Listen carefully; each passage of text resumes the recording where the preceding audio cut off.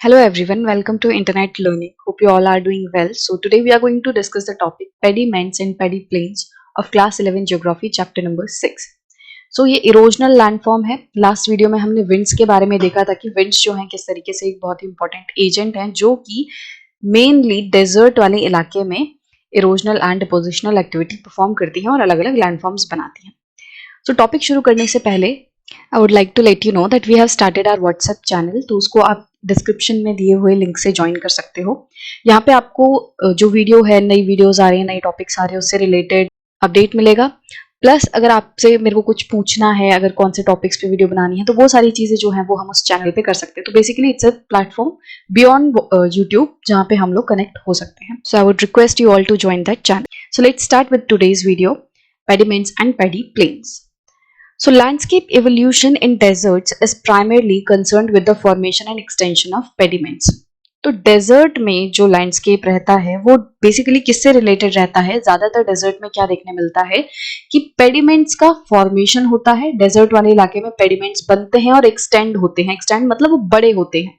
ठीक है, अगर कोई पेडिमेंट पहले से ही है तो वो और ज्यादा बड़ा एक्सटेंड होता जाएगा. Gently inclined rocky floors close to mountains at their foot with or without a thin cover of debris are called pediments. तो अब हमने ये तो समझ लिया कि ठीक है, डेजर्ट वाले इलाके में जो पेडिमेंट्स हैं वो बेसिकली बनते बिगड़ते रहते हैं. बट ये पेडिमेंट्स हैं क्या? तो पेडिमेंट्स क्या है? जेंटली इंक्लाइंड रॉकी फ्लोर्स हैं. क्या है ये? रॉकी फ्लोर्स हैं, माउंटेन के फुट पे पाए जाते हैं. इन पेडिमेंट्स के ऊपर थिन कवर ऑफ डेब्री हो भी सकता है और नहीं भी हो सकता है. तो होता क्या है कि जैसे यहाँ पे आपको एक पहाड़ दिख रहा है. अब इस पहाड़ के आगे आपको हल्का सा, जैसे इसके यहां से आगे दिखा रही हूं मैं, थोड़ा सा और इसको बेहतर तरीके से, इस तरीके से. तो ये वाला जो हिस्सा है इसे आप क्या बोलोगे? पेडिमेंट. जैसे हमने जब वेव कट इरोजन पढ़ा था, जब वेव के बारे में देखा था, तो उसमें हमने देखा था कि जो हाई रॉकी कोस्ट होता है उसके आगे इरोजन से क्या बन जाती है? वेव कट टेरेस बन जाती है. तो कुछ उसी तरीके का प्रोसीजर भी आपको यहाँ पे देखने मिलेगा. मतलब कुछ कुछ वैसा ही सिस्टम यहाँ पे पेडिमेंट फॉर्मेशन का रहेगा. तो ये क्या है? ये आगे पहाड़ दिख रहा है आपको, माउंटेन दिख रहा है, और उसके पैर पे, उसके फुट पे आपको ये थोड़ा सा इंक्लाइन, मतलब हल्की सी स्लोप इसकी भी है, हल्की से स्लोप वाला इलाका दिख रहा है. और ये रॉकी सरफेस है, पथरीला है पूरा. इस रॉकी सरफेस के ऊपर हो सकता है कुछ डेब्री वगैरह हो, कवर हो, जैसे जो रेत वगैरह है वो इसके ऊपर कवर्ड हो. मान लो अगर बहुत तेज हवाएं चल रही हैं या शीट इरोजन हो गया है तो उस केस में ये डेब्री जो है वो रिमूव हो सकती है. बट मान लो अभी कुछ टाइम में बारिश वगैरह नहीं हुई है तो ये डेब्री का कवर दिखाई देगा. तो इस तरीके से ये जो लैंडफॉर्म है वो दिखाई देता है. तो आपको इतना समझना है अभी कि जो माउंटेन्स हैं, डेजर्ट इलाके में जो माउंटेन्स हैं, उनके पैरों पे हमें कुछ इस तरीके से छोटी सी ढलान वाला एरिया दिखाई देता है आगे को. तो इस वाले इलाके को हम क्या कहते हैं? पेडिमेंट. अभी पेडिमेंट्स बनने का प्रोसीजर क्या है? So such rocky floors form through the erosion of mountain front through a combination of lateral erosion by stream and sheet flooding. तो ये जो रॉकी फ्लोर्स हैं ये बेसिकली कैसे बनते हैं? ये lateral erosion bye streams, streams के थ्रू जो लेटरल इरोजन होता है उससे बनते हैं और शीट फ्लडिंग से बनते हैं. तो होगा क्या? इसका प्रोसीजर कैसे बनेगा कि पहले ये पूरा माउंटेन ऐसा हुआ करता था, जैसे ये पेडिमेंट जो है वो बाद में बना है. पहले ये पूरा माउंटेन इस तरीके से हुआ करता था. यहाँ तक जो डॉटेड इलाका है, जो डॉटेड पूरा एरिया है, यहां तक ये माउंटेन हुआ करता था. बट हुआ क्या कि बारिश की वजह से जो स्ट्रीम्स वगैरह बनी, जो छोटी छोटी नदियां यहाँ पे बन जाती हैं, उनकी वजह से इसका लेटरल इरोजन हुआ. तो अगर मैं इसको वापस से बना के दिखाऊं तो कैसा बनेगा? तो ये इस तरीके से पहाड़ था, यहाँ पे यहाँ पे स्ट्रीम जो है वो बह रही है, स्ट्रीम बह रही है. ठीक है, अब होगा क्या कि जब ये स्ट्रीम बहेगी तो रेतीले इलाके में जो स्ट्रीम है वो पहली बात तो थोड़े ही टाइम के लिए बनती है. बहुत मतलब पूरे साल भर यहाँ पे ज्यादा स्ट्रीम वगैरह देखने नहीं मिलेंगी. अगर साल भर थोड़ी बहुत स्ट्रीम देखने भी मिल रही है तो उनमें पानी जो है वो कम रहेगा. रेनी सीजन में पानी थोड़ा ज्यादा रहेगा. तो ये जो स्ट्रीम बनती हैं ये क्या करती हैं? ये बहुत ज्यादा इरोजन करती हैं. पहली बात तो यहाँ पे ऑलरेडी क्या है, ये पूरा सूखा सा इलाका है, यहाँ पे ज्यादा वेजिटेशन नहीं है जो कि मिट्टी को होल्ड करके रखेगी, जो कि मटेरियल को कंसोलिडेट करके रखेगी.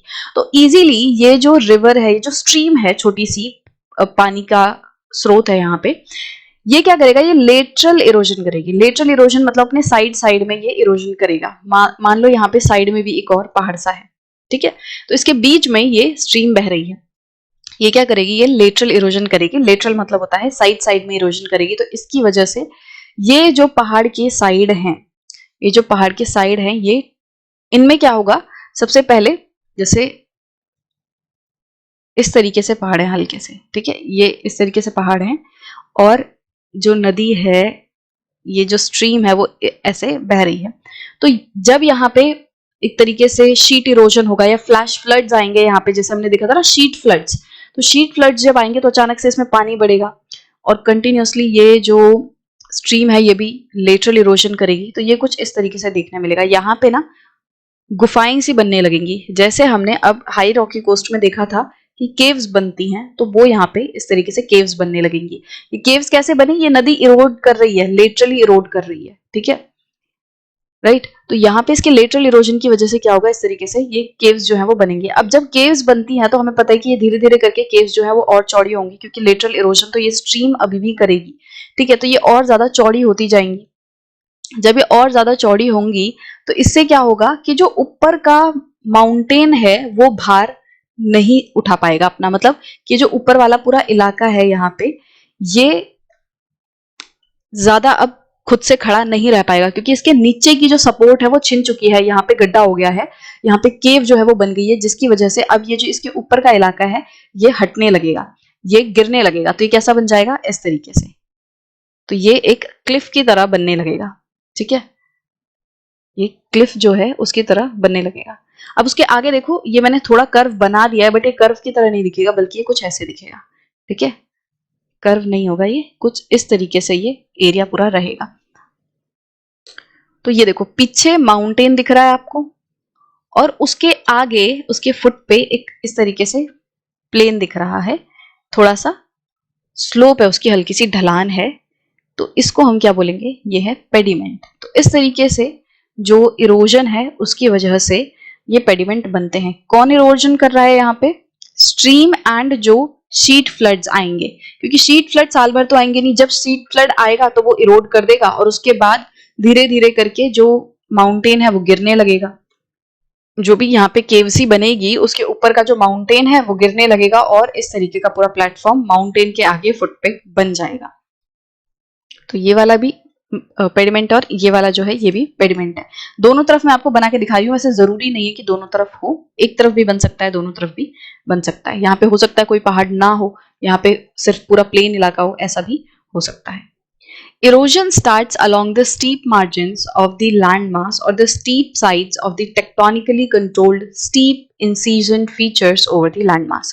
तो इसका मतलब क्या है पूरे का, कि ये जो इरोजन है, कौन इरोजन कर रहा है, स्ट्रीम एंड शीट फ्लडिंग की वजह से इरोजन हो रहा है। तो ये इरोजन शुरू कैसे होगा, स्टीप मार्जिन्स ऑफ लैंडमास, ऐसा लैंडमास जो कि या तो टेक्टोनिक एक्टिविटी वगैरह की वजह से बना है या फिर किसी और तरीके से बेसिकली उठा हुआ इलाका है। जो हमने पहाड़ बनाया है उसी की बात हो रही है कि एक पहाड़ जैसा पूरा इलाका रहेगा, उठा हुआ इलाका रहेगा, जिसकी स्टीप स्लोप रहेगी, और इसके स्टीप स्लोप पे क्या रहेगा, यहाँ पे इसके स्टीप स्लोप के मार्जिन पे, स्टीप स्लोप पे ये पूरा इरोजन दिखाई देगा। तो जो मैंने अभी आपको पूरे बना के दिखाया था कि ये पूरा पहाड़ इस तरीके से था, इसके स्लोप पे ये, जैसे मान लो ये थोड़ी सी जेंटल स्लोपिंग है, बट मान लो इस तरीके से पूरा पहाड़ है, ठीक है, थोड़ी खड़ी चढ़ाई है जैसे कोस्ट में होती है, तो कुछ भी हो सकता है, मतलब ढलान है, ठीक है, इस तरीके से ढलान है, यहाँ पे स्लोप है, इस स्लोप पे इसके मार्जिन पे यहाँ पे इरोजन होगा, ठीक है। तो ये प्रोसीजर अभी हमने देख लिया पूरा बना के कि कैसे इस पे इरोजन होगा।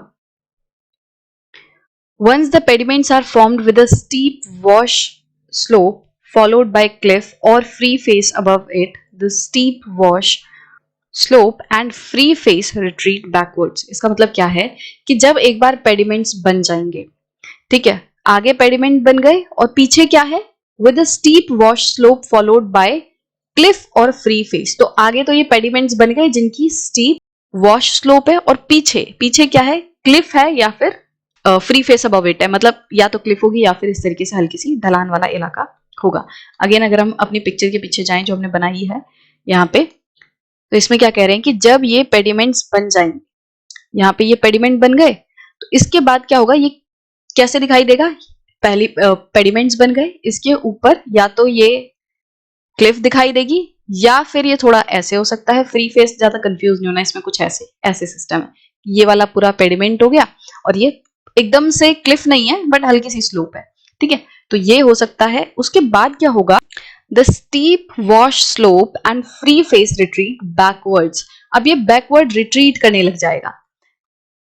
अब हमारा पेडिमेंट जो है वो प्रॉपर बन चुका है, बट पेडिमेंट जो है ये फॉर्मेशन यहीं पे नहीं रुकेगा। धीरे धीरे करके क्या होगा कि ये बैकवर्ड रिट्रीट करेगा। बैकवर्ड रिट्रीट करने का मतलब क्या है कि ये स्ट्रीम तो अभी भी आती जाती रहेंगी। यहाँ पे बारिश का मौसम होगा तो शीट फ्लडिंग होगी और स्ट्रीम्स रहेंगी, तो यहाँ पे और ज्यादा इरोजन होता रहेगा कंटिन्यूअसली। और तो ये देखने में कैसा दिखेगा कि अब ये और ज्यादा इरोजन करेगा। यहाँ पे फिर से इस तरीके से केव्स बनेंगी। केव्स बनेंगी तो ऊपर वाला हिस्सा जो है ये गिरेगा। तो क्या होगा? इस तरीके से अब ये ऐसा बन जाएगा। तो ये देखो, ये जो पेडिमेंट है पहले यहां तक था, अब ये एक्सटेंड हो गया, पीछे की तरफ एक्सटेंड हुआ है। पेडिमेंट जो है वो पीछे की तरफ एक्सटेंड हो गया, उसकी जो एक तरीके से एरिया है वो इंक्रीज हो गया। और अगर आप इस क्लिफ को देखोगे तो ये बैकवर्ड रिट्रीट कर गई। पहले क्लिफ कहां तक थी? पहले ये स्लोप कहां तक थी? यहां तक, डॉटेड लाइन तक थी, बट अभी पीछे की तरफ चली गई। तो ये पैरेलल रिट्रीट हो रहा है, मतलब कि इस लाइन के अलोंग ही यहाँ पे ये जो लाइन है, इसी लाइन के अलोंग यहाँ पे इरोजन हो रहा है। पहले ये था, अब सेम इसी के आगे पैरेलल लाइन के आगे ये इरोजन हो गया। अब पीछे देखो और इरोजन कब किस लाइन पे होगा? इस तरीके से यहाँ पे ये जो एरिया है पूरा यहां तक इरोड हो जाएगा। तो ये है पैरेलल इरोजन, मतलब सेम लाइन पे कि पहले ऐसे इरोजन हुआ तो अब यहाँ पे ऐसे ऐसे ऐसे ये जो हिस्सा है ये पीछे की तरफ हटने लगेगा, ठीक है। ये आगे का इरोड हो जाएगा। ऑलमोस्ट पैरेलल लाइन जो है वो आपको देखने मिलेगी। तो इनिशियली यहाँ पे था, इनिशियली पहाड़ यहाँ पे था, अब देखो ये सारा हट गया और ये रिट्रीट कर गई और आगे का जो पेडिमेंट है वो बढ़ता जा रहा है। तो हमें ये जो बैकवर्ड मूवमेंट दिखाई दे रही है, ऐसा लग रहा है कि जो पहाड़ है वो पीछे की तरफ मूव कर रहा है, इसी को हम क्या बोलेंगे? Backward retreat. पीछे की तरफ ये हट रहा है और आगे जो स्लोप है, जो पेडिमेंट की स्लोप है, स्टीप वॉश स्लोप है, वो भी बढ़ती जा रही है, उसका एरिया भी एक्सटेंड हो रहा है पीछे की तरफ ही। This method of erosion is termed as parallel retreat of slopes through back wasting. तो ये जो पूरा मेथड आपको दिखाया कि किस तरीके से जो स्लोप है, जो पहाड़ की पूरी क्लिफ थी, वो रिट्रीट कर रही है पीछे की तरफ पैरेलली, है ना, सेम लाइंस के अलोंग वो रिट्रीट कर रही है। उस चीज को हम क्या कहते हैं? Parallel retreat through back wasting. तो ये पीछे जो जा रहा है, क्योंकि ऐसा लग रहा है ना कि बैकवर्ड मूवमेंट हो रही है, तो इसी चीज को क्या कहते हैं? Back wasting. की काफी भारी मात्रा में जो अमाउंट है वो गिर रहा है। जैसे हमने मास वेस्टिंग देखी थी, तो उसी में क्या है कि ऊपर की जो ये क्लिफ है, जैसे यहाँ पे नीचे केवसी बन गई, अब ये जो पूरा ऊपर का मटेरियल होगा ये टूट के गिरेगा भारी मात्रा में। तो इस तरीके से पीछे की तरफ मूवमेंट होती दिखाई देगी हमें इस क्लिफ की या इस स्लोप की through back wasting. Through parallel retreat of slopes, the pediments extend backwards at the expense of mountain front, and gradually the mountain gets reduced, leaving an Inselberg which is remnant of the mountain. तो होगा क्या कि जो parallel retreat of slope है उसकी वजह से pediments extend हो जाएंगे। ये भी अभी हमने देखा कि पहाड़ जो है वो पीछे होता जाएगा, पैरेलल रिट्रीट करता जाएगा और आगे की जो पूरी पेडिमेंट है वो एक्सटेंड करता जाएगा, उसका एरिया बड़ा होता जाएगा। और धीरे धीरे करके ये सेम प्रोसीजर जो है वो रिपीट होता रहेगा, कंटिन्यू होता रहेगा और अल्टीमेटली क्या होगा? जो माउंटेन है वो एक इंसेलबर्ग की तरह बच जाएगा, मतलब एक बचा हुआ एरिया जो है वो माउंटेन का बच जाएगा। तो इसको बना के देखते हैं वापस से, तो उसमें आपको समझ आएगा कि ये कैसा दिखेगा। तो इस तरीके से पेडिमेंट था, ये हमने देखा कि एक्सटेंड हो रहा है पीछे की तरफ। अब और ज्यादा ये एक्सटेंड होगा, अभी खत्म नहीं हुआ है, ये और ज्यादा यहाँ पे इसका पैरेलल इरोजन होगा। अब ये यहाँ तक, अभी यहाँ पे है, अब ये यहाँ तक पीछे हटेगा सेम प्रोसीजर से, ठीक है। ये इस तरीके से पीछे हट गया और ये पेडिमेंट क्या हो गया? एक्सटेंड हो गया।